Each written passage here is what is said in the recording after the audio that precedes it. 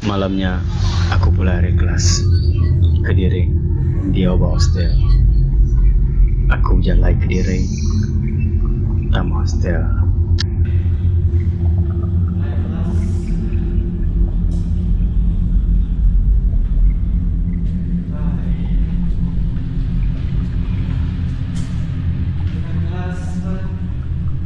Dah, kena dah. Kediri kita tinggal.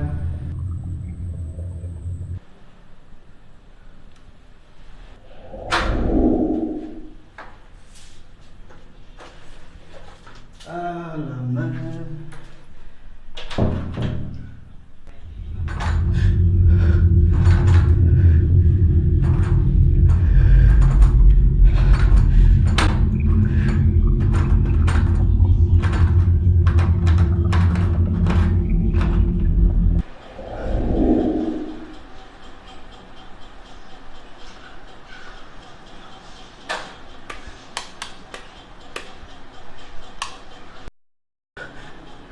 Sepanya tadi.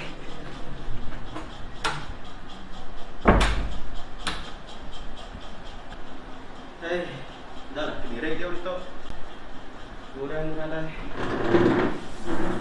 Penat.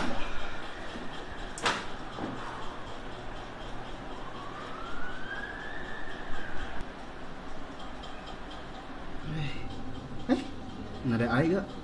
Tak.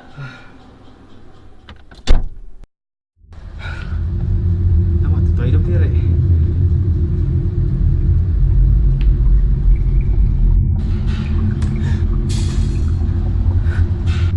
Siapa tu?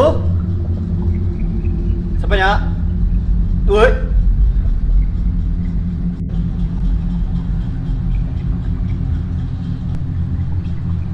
Siapanya?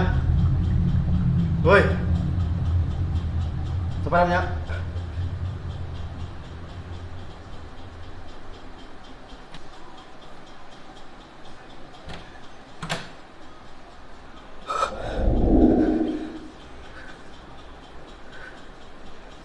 Garam dia, garam. Garam bisa dia. Oke. Ini garam tadi. Ditahu. Nama tu gula.